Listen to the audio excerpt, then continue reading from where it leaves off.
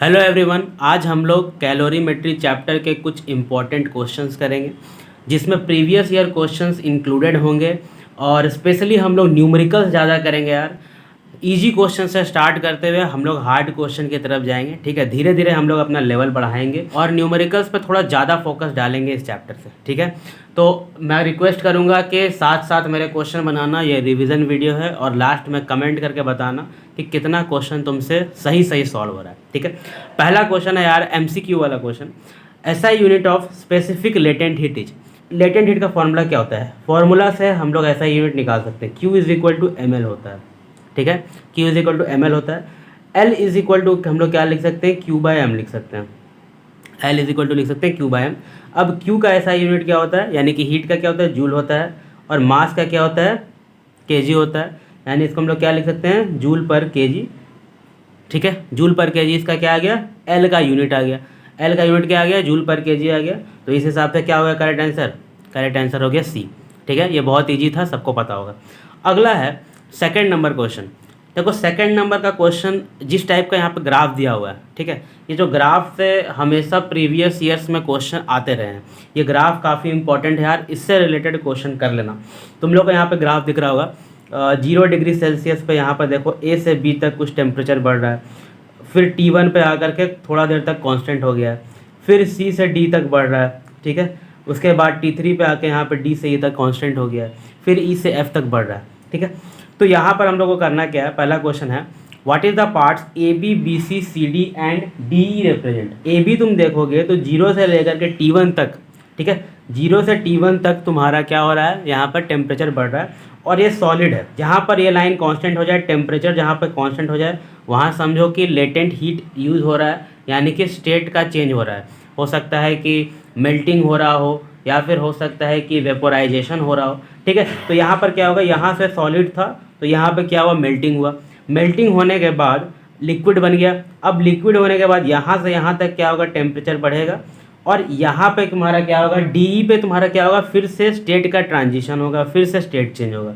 जहाँ ऐसा सीधा लाइन दिखे, टेम्परेचर जहाँ पे कांस्टेंट दिखे, देखो T3 कांस्टेंट है, यहाँ पे T1 कांस्टेंट है, इसका मतलब कि चेंज ऑफ स्टेट हो रहा है। सॉलिड से लिक्विड हो रहा है या तो लिक्विड से गैस हो रहा है। तो यहाँ पे सॉलिड से लिक्विड हो रहा है, यानी कि मेल्टिंग हो रहा है। और यहाँ पर जब लिक्विड का को हम लोग हीट कर दिए हैं तो एक ऐसा टेम्परेचर आएगा जहाँ पर वो बॉयल होगा। ठीक है, तो डी पर क्या होगा? यहाँ पर बॉइलिंग होगा। डी पर बॉइलिंग होगा तो यानी कि वेपोराइज होगा। अब हम लोग को क्या करना है? ए बी पे क्या हो रहा है ये बताना है। तो ए बी पे हम लोग क्या लिख सकते हैं कि rise in temperature, rise in temperature of solid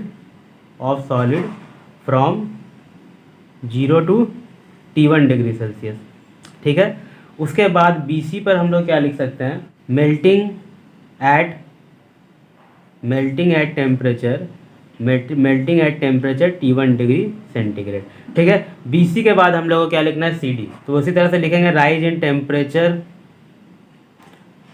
temperature of liquid from कहाँ से कहाँ तक? तुम्हारा T1 से लेकर के T3 तक। ठीक है, T1 यहाँ दिख रहा है, T1 यहाँ से है और T3 तक जा रहा है, ये लगभग T3 तक है। ठीक है, T1 से लेकर के T3 तक। उसके बाद डी भी लिखना है। तो डी पे क्या हो रहा है? देखो चेंज इन स्टेट हो रहा है, यानी कि यहाँ पे क्या हो रहा है? बॉइलिंग हो रहा है। तो boiling of liquid at T3 degree Celsius. ठीक है, तो T3 पर बॉइलिंग हो रहा है। हम लोग यहाँ पर पहला क्वेश्चन कंप्लीट कर चुके हैं। ठीक है, दूसरा question what is the melting point of the substance. अब सब्सटेंस का मेल्टिंग पॉइंट क्या है? किस टेम्परेचर पे वो मेल्ट हुआ है? तो हम लोगों ने अभी लिखा BC पर क्या हो रहा है? मेल्टिंग हो रहा है T1 पे, है ना। यहाँ पे देखो पहला चेंज इन स्टेट यहाँ पर आ रहा है, पहले सॉलिड था, 0 डिग्री सेल्सियस से T1 तक गया, तो T1 पे यहाँ पर तुम्हारा क्या हो रहा है? मेल्टिंग हो रहा है। तो बी का क्या आंसर होगा? T1 degree centigrade. ठीक है, थर्ड में है what is the boiling point of the substance. Substance का बॉइलिंग पॉइंट क्या है? यहाँ पर बॉयल हुआ था, DE में ये बॉयल हो रहा था, तो बॉयल कहाँ हुआ? T3 पर हुआ। तो इसका मतलब क्या होगा? सी का आंसर क्या होगा? T3 डिग्री सेल्सियस होगा। तो बी भी हो गया और सी भी हो गया। इस तरह का ग्राफ काफ़ी इंपॉर्टेंट है, इस तरह का ग्राफ से बहुत बार क्वेश्चन आता रहा है। ठीक है, अब हम लोग करते हैं क्वेश्चन नंबर 3। थर्ड वाला क्वेश्चन में देखो यार, ये शायद तुम्हारा प्रीवियस ईयर क्वेश्चन में आया हुआ है 2 मार्क्स में। How much heat energy is required to melt 5 kg of ice. 5 kg ice को मेल्ट करना है। Specific latent heat of ice दिया हुआ है 336 जूल पर ग्राम। यहाँ पर ग्राम में दिया हुआ है तो हम लोग को या तो इसे ग्राम में कन्वर्ट करना पड़ेगा या तो फिर इसको हम लोग को केजी में कन्वर्ट करना पड़ेगा। ठीक है, तो यहाँ पर हीट एनर्जी का फॉर्मूला क्या होता है, पहले लिखने का क्या है, लिख लेना कि given mass of ice is equal to 5 kg, given specific latent heat of ice is equal to 336 joule per gram. Step marking होता है न्यूमेरिकल में, इसलिए स्टेप लिखना जरूरी है। उसके बाद क्या करोगे, Q is equal to, since heat energy is equal to क्या होगा, M इंटू एल होगा। M है तुम्हारा 5000 ग्राम, 5000 ग्राम इंटू 336 जूल पर ग्राम। ठीक है, तो ग्राम ग्राम कट गया, बचेगा क्या, जूल बचेगा। तो इसका आंसर तुम्हारा आ जाएगा 1.68 इंटू 10⁻6 जूल। ठीक है, सॉल्व करने पे ये आंसर आएगा। आगे हम लोग बढ़ते हैं 4 नंबर क्वेश्चन पे। Bucket contains 8 kg of water eight 25 degree Celsius. तो एक बकेट में क्या है कि कुछ पानी है जिसका मास क्या है 8 kg है। ठीक है, और इसका टेम्परेचर है 25 डिग्री सेंटीग्रेड। ठीक है, इसमें क्या कर रहे हैं कि 2 kg of water at 80 degree Celsius is poured into it. 2 kg पानी और डाल रहे हैं जिसका टेम्परेचर कितना था, जिसका टेम्परेचर था 80 डिग्री सेल्सियस, 80 डिग्री सेल्सियस था, उसमें हम लोग डाल रहे हैं। Neglecting the heat energy absorb by the bucket. Bucket यहाँ पर कोई हीट एनर्जी एब्जॉर्ब नहीं कर रहा है। ठीक है, मतलब जो भी हीट का ट्रांसफ़र होगा वो वाटर के बीच में ही होगा। हम लोग को क्या करना है कि फाइनल टेम्परेचर ऑफ वाटर बताना है। जब ये वाटर को मिक्स करेंगे 80 डिग्री सेल्सियस पे और ये वाटर को मिक्स करेंगे 25 डिग्री सेल्सियस पे, तो हम लोग का फाइनल टेम्परेचर क्या होगा ये बताना है। ठीक है, तो फाइनल टेम्परेचर 80 और 25 के बीच में ही आएगा।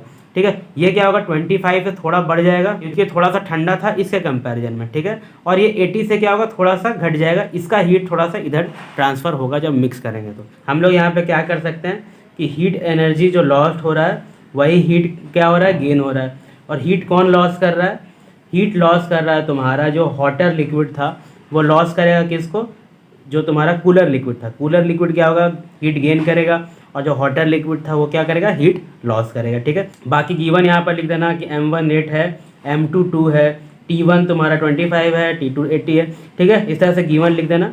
और हम लोग क्या कर सकते हैं, फॉर्मूला क्या होता है, M1C डेल्टा T है, T1 लिख सकते हैं यहाँ पर, और M2C डेल्टा, चलो T2 लिख देते हैं यहाँ पर। यहाँ पर M1 का वैल्यू क्या है, जो लॉस्ट कर रहा है। लॉस्ट कौन करेगा, जो ज़्यादा हॉटर लिक्विड है, यानी कि 2 kg वाला, तो 2 इंटू सी, और 80 minus TF is equal to जो गेन करेगा वो क्या है 8 into C, 8 into C, TF minus 25। अब यहाँ पर 80 माइनस TF इसलिए लिखा हुआ है क्योंकि जो फाइनल टेम्परेचर होगा वो कम होगा 80 डिग्री सेल्सियस से। ठीक है, यहाँ पे जो इनिशियल टेम्परेचर है वो ज़्यादा है, तो इसलिए इसका जो फाइनल टेम्परेचर होगा वो क्या होगा, कम होगा, इसलिए 80 माइनस TF लिखे हैं यहाँ पर, इसलिए 80 माइनस TF होगा। यहाँ पर क्या है कि फाइनल टेम्परेचर ज़्यादा होगा जो गेन कर रहा है, इसलिए TF माइनस 25 होगा। यहाँ पर इनिशियल टेम्परेचर क्या है 25 है। ठीक है, तो इस तरह से हम लोग क्या करेंगे, यहाँ पर अब सी कैंसिल कर देंगे, ये जाएगा तुम्हारा 4 टाइम्स, तो 80 minus TF is equal to 4 TF minus 100।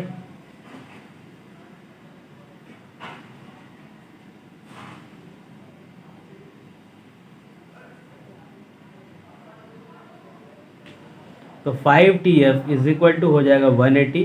तो यहाँ से TF का वैल्यू आ जाएगा 36 डिग्री सेंटीग्रेड। यानी कि क्या हुआ यहाँ पर, इन दोनों के बीच का ही टेम्परेचर आएगा, 25 और 80 के बीच का ही आएगा अगर हम लोग मिक्स कर रहे हैं तो 36 डिग्री सेल्सियस टेम्परेचर आना चाहिए। अगर 25 से कम आ गया या 80 से ज़्यादा आ गया, इसका मतलब तुम्हारा आंसर क्या है, रॉन्ग है। ठीक है, तो ये सिंपल सा यहाँ पर सॉल्यूशन है। अब हम लोग बढ़ते हैं अगले क्वेश्चन की तरफ। 5 नंबर क्वेश्चन में है, a cube of ice of mass 30 gram at 0 degree Celsius is dropped into 200 gram of water at 30 degree Celsius. तो यहाँ पर हम लोग मान लेते हैं कि 200 ग्राम पानी रखा है। ठीक है, 200 ग्राम वाटर है, 30 डिग्री सेल्सियस पर है। एक आइस क्यूब है, इसको ड्रॉप कर रहे हैं इसमें। ठीक है, इसको ड्रॉप कर रहे हैं, इसका 30 ग्राम मास है और ये 0 डिग्री सेल्सियस पर है। तो हम लोग क्या करना है, calculate the final temperature of water when the whole ice cube has melted. जब ये पूरा मेल्ट हो जाएगा, ठीक है, जब ये पूरा मेल्ट हो जाएगा तो फाइनल टेम्परेचर हम लोग को बताना है वाटर का क्या होगा।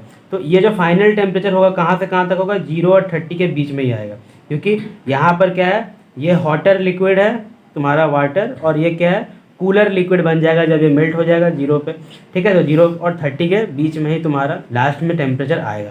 सब गिवन लिख लेना। यहाँ पर भी हम लोग क्या करेंगे, heat loss is equal to heat gain करेंगे। हीट एनर्जी कौन देगा, वाटर देगा। हीट लॉस कौन करेगा, वाटर करेगा। तो heat loss by water is equal to heat gain by ice लिख लेना, हीट गेन बाय आइस लिख लेना, ठीक है। Heat loss is equal to heat gain. Ice का हीट क्या होगा यहाँ पे, पहले तो आइस क्या हो रहा है, मेल्ट हो रहा है। मेल्ट होने के बाद उसका टेम्परेचर एक फाइनल टेम्परेचर तक बढ़ेगा, ठीक है, जब पानी में वो कन्वर्ट हो जाएगा। तो मेल्ट करने के लिए लेटेंट हीट का यूज होगा ml, ठीक है। लेटेंट हीट मतलब हिडन हीट होता है। और प्लस mc डेल्टा टी होगा। mc डेल्टा टी क्यों होगा यहाँ पर, क्योंकि वो जब मेल्ट होने के बाद जब पानी बन जाएगा उसके बाद भी उसका कुछ टेम्परेचर बढ़ने वाला है, ठीक है, कुछ फाइनल टेम्परेचर तक जाएगा। और यहाँ पर m2 ले लेते हैं, ठीक है। यहाँ पर क्या होगा, m1c डेल्टा टी, ठीक है। ये किसके लिए है, ये हॉटर लिक्विड के लिए है, ठीक है, समझ आया। ये तुम्हारा m2 हो गया। और c सेम इसलिए होगा क्योंकि ये पानी बन जाएगा तो पानी का तो सेम ही होगा स्पेसिफिक हीट कैपेसिटी, ठीक है। ये भी दिया हुआ है और ये भी दिया हुआ है। अब इसको सॉल्व करके तुम्हें आंसर लेकर के आना है। तो m1 क्या दिया हुआ है, m1 दिया हुआ है 200 ग्राम, जो हीट लॉस कर रहा है 200 दिया हुआ है, इंटू उसका स्पेसिफिक हीट कैपेसिटी 1 दिया हुआ है। चेंज इन टेम्परेचर है तुम्हारा 30 माइनस TF, फाइनल टेम्परेचर को TF ले लेते हैं, ठीक है। और ये 30 से तुम्हारा कम ही होगा क्योंकि 30 और 0 के बीच में आएगा फाइनल टेम्परेचर, इससे 30 माइनस TF करेंगे। ml क्या करेंगे यहाँ पर, मास ऑफ आइस क्या है 30 है, इंटू L का वैल्यू 80 है, प्लस फिर मास का वैल्यू 30 है, into specific heat capacity water 1 है। और डेल्टा टी यहाँ पे क्या है, TF माइनस 0 डिग्री सेल्सियस आएगा क्योंकि 0 इनिशियल सबसे कम टेम्परेचर था यहाँ पे, इसका टेम्परेचर बढ़ के TF तक जाएगा तो इससे TF माइनस यहाँ पे 0 करेंगे। उसके बाद क्या होगा, 6000 minus 200 TF is equal to 2400 plus 30 TF, ठीक है, प्लस 30 TF हो जाएगा। उसके बाद ये इधर आएगा, ये इधर आएगा, तो यहाँ से TF इज इक्वल टू हो जाएगा 3600 बाय 230। तो इसके बाद TF का वैल्यू क्या आ जाएगा, 15.65 डिग्री सेंटीग्रेड आ जाएगा इसको पूरा सॉल्व करने पर, ठीक है। अब बढ़ते हैं अगले क्वेश्चन पर। क्वेश्चन नंबर 6 है, a hot solid of mass 60 gram at 100 degree Celsius is placed in 150 gram of water at 20 degree Celsius. यहाँ पर वाटर है 150 ग्राम का है, 20 डिग्री सेल्सियस पर है। एक हॉट सॉलिड है कोई, इसको यहाँ पर पुट कर रहे हैं जिसका मास 60 ग्राम का और ये 100 डिग्री सेल्सियस पर है, ठीक है। फाइनल टेम्परेचर यहाँ पे TF दिया हुआ है 25 डिग्री सेल्सियस दिया हुआ है। स्पेसिफिक हीट कैपेसिटी इसका निकालना है, सॉलिड का निकालना है, ठीक है। और हम लोगों को वाटर का पता है कि 4200 है, ठीक है, वाटर का मिल्सन है। तो यहाँ पर भी क्या करेंगे, सिंपल जो अभी तक करते आए हैं, heat lost is equal to heat gain करेंगे। Heat lost is equal to heat gain करेंगे। ये भी तुम्हारे प्रीवियस ईयर क्वेश्चन का ही है, शायद 3 मार्क्स का क्वेश्चन ये शायद तुम्हारा 2012 में आया था। ये भी प्रीवियस ईयर क्वेश्चन ही है, ज़्यादातर हम लोग प्रीवियस ईयर क्वेश्चन ही कर रहे हैं, ठीक है। तो heat lost is equal to heat gain करेंगे। हीट कौन लॉस करेगा, हीट लॉस करेगा ये सॉलिड वाला, ठीक है, सॉलिड मास हीट लॉस करेगा क्योंकि इसका टेम्परेचर ज़्यादा है। और पानी क्या करेगा, यहाँ पर गेन करेगा क्योंकि टेम्परेचर कम है, ठीक है। तो यहाँ पर क्या करेंगे, m1c1 डेल्टा टी, यानी कि डेल्टा टी क्या हो जाएगा, 100 माइनस 25 हो जाएगा। इनिशियल माइनस यहाँ पे फाइनल होगा क्योंकि इसका वैल्यू ज़्यादा था, फाइनल कितना है 25 है। हीट गेन क्या होगा वाटर का, m2c2, यहाँ पे गिवन लिख लेना, m1 क्या है, c1 क्या है, m2 क्या है, c2 क्या है, ठीक है, खुद से। और TF यहाँ पे 25 है और माइनस 20 डिग्री सेल्सियस यहाँ पे इनिशियल है, ठीक है। तो यहाँ पर m1 क्या था, m1 यहाँ पर क्या दिया हुआ है, 60 ग्राम दिया हुआ है, लेकिन हम लोग को स्पेसिफिक हीट कैपेसिटी यहाँ पर देखो वाटर का जूल पर केजी में दिया हुआ है। तो यहाँ पे यूनिट कन्वर्जन का बहुत अच्छे से ध्यान रखना, ऐसा होता है, ऐसा क्वेश्चन आता है यूनिट कन्वर्जन वाला, और हम लोग यूनिट कन्वर्जन पे ध्यान नहीं देते हैं जिस कारण मार्क्स कटता है। तो 60/1000 करेंगे यहाँ पे केजी में कन्वर्ट करने के लिए। उसके बाद यहाँ पर C हम लोग को निकालना है और यहाँ पे इंटू 75 इज इक्वल टू यहाँ पर m2 क्या हो जाएगा, m2 150/1000 करेंगे। हालांकि तुम लोग यहाँ पर केजी में कन्वर्ट नहीं करोगे फिर भी आंसर आ जाएगा, लेकिन यहाँ पर स्टेप मार्किंग के लिए केजी में कन्वर्ट करना ज़रूरी है। यहाँ पे दिखाना पड़ेगा कि तुमने केजी में कन्वर्ट किया है, 1000 यहाँ पर कैंसिल ऐसे भी हो जाएगा, ठीक है। तो इंटू C2 क्या होगा 4200 होगा और इंटू 5 होगा। 1000 कैंसिल करेंगे, लास्ट में इसको सॉल्व करेंगे तो यहाँ पे आएगा आंसर 700 जूल पर केजी पर डिग्री सेंटीग्रेड इसका आंसर आएगा। पर डिग्री सेंटीग्रेड इसका आंसर आएगा। और यहाँ पर यूनिट लिखना बहुत इंपॉर्टेंट है, यूनिट नहीं लिखोगे केवल 700 लिखोगे तो आंसर गलत हो जाएगा, मार्क्स डिडक्ट होगा। ठीक है, तो यूनिट लिखना है। अब हम लोग बढ़ते हैं क्वेश्चन नंबर 7 पर। अगला क्वेश्चन यार थोड़ा सा थ्योरेटिकल है। Explain why weather becomes very cold after a hail storm. Hail storm के बाद वेदर कोल्ड क्यों हो जाता है? इसलिए हो जाता है क्योंकि जो आइस जो जमा रहता है सराउंडिंग में वो हीट एनर्जी एब्जॉर्ब करता है। कहाँ से? सराउंडिंग से हीट एनर्जी एब्जॉर्ब करता है। और हीट एनर्जी एब्जॉर्ब करता है क्योंकि है मेल्टिंग के लिए, आइस को मेल्ट होना है तो हीट एनर्जी एब्जॉर्ब करेगा। अब हीट एनर्जी सराउंडिंग से एब्जॉर्ब करेगा तो क्या होगा कि टेम्परेचर कम हो जाएगा, सराउंडिंग में हीट कम हो जाएगा तो क्या होगा टेम्परेचर कम हो जाएगा। इसलिए वेदर जो है बहुत कोल्ड हो जाता है हेल स्टॉर्म के बाद में। तो यहाँ पर तुम लोग लिख सकते हो कि weather becomes very cold after a hail storm because ice absorb heat energy from the surrounding for melting. ठीक है, इसका आंसर हो जाएगा। अगला क्वेश्चन है देखो, when 1 gram of ice at 0 degree Celsius. हो सकता है ये वाला तुम्हारा MCQ बना के पूछा जाए, ये वाला क्वेश्चन 2 नंबर टाइप वाले में आ सकता है। ठीक है, इस टाइप का ही क्वेश्चन प्रीवियस ईयर में भी आता रहा है। When 1 gram of ice at 0 degree Celsius melts to form 1 gram of water at 0 degree Celsius. अब आइस है ये कुछ 1 ग्राम है और 0 डिग्री सेल्सियस पर है। ठीक है, ये क्या हुआ पानी में कन्वर्ट हो गया, मास वही रहेगा 1 ग्राम और 0 डिग्री सेंटीग्रेड पर रहेगा, यानी कि ये मेल्ट हो गया। तो 1 gram water at 0 degree Celsius is the latent heat absorb by the ice और गिवन आउट बाय इट। इसका मतलब ये क्या हीट एब्जॉर्ब कर रहा है या फिर हीट रिलीज कर रहा है? देखो हीट एब्जॉर्ब करेगा तब तो पिघलेगा, यहाँ पर हीट यहाँ पर क्या लगेगा ml लगेगा। ठीक है, ml लगेगा, लेटेंट हीट लगेगा जिसमें ये क्या होगा मेल्ट करेगा और टेम्परेचर यहाँ पे क्या होगा चेंज नहीं होगा। यहाँ पे हिडन हीट लग रहा है 0 डिग्री पे ही मेल्ट करेगा और ये क्या होगा हीट तुम्हारा क्या होगा हीट एब्जॉर्ब। यहाँ पे लिखोगे latent heat is absorb, latent heat absorb होगा तभी तो मेल्ट होगा, नहीं तो मेल्ट नहीं होगा। ठीक है, इसलिए लेटेंट हीट तुम्हारा एब्जॉर्ब करेगा सराउंडिंग से। आगे क्वेश्चन नंबर 9। क्वेश्चन नंबर 9 में है 250 ग्राम of water at 30 degree Celsius. देखो ये थोड़ा सा जो हम लोग पहले क्वेश्चन कर रहे थे इससे थोड़ा सा हार्ड क्वेश्चन है। ठीक है, 250 ग्राम of water at 30 degree Celsius is present in a copper vessel of mass 50 gram.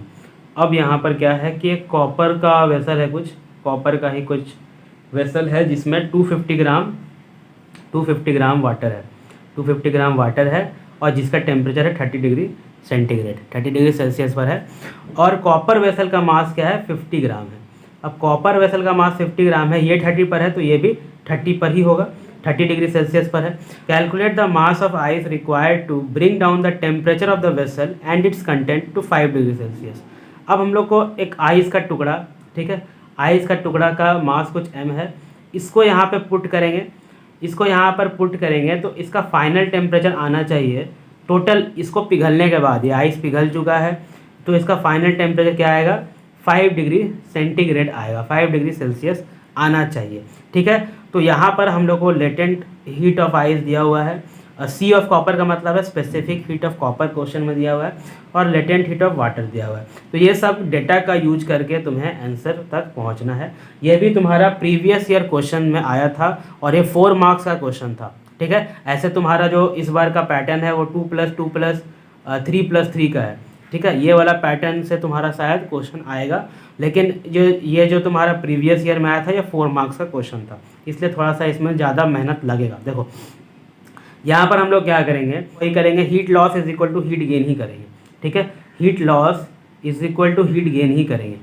Heat loss कौन कर रहा है तुम्हारा, हीट लॉस कर रहा है वेसल और वाटर। ठीक है, वेसल और वाटर मिलकर क्या कर रहा है हीट लॉस कर रहा है। और हीट गेन कौन कर रहा है यहाँ पर हीट गेन कर रहा है तुम्हारा आइस।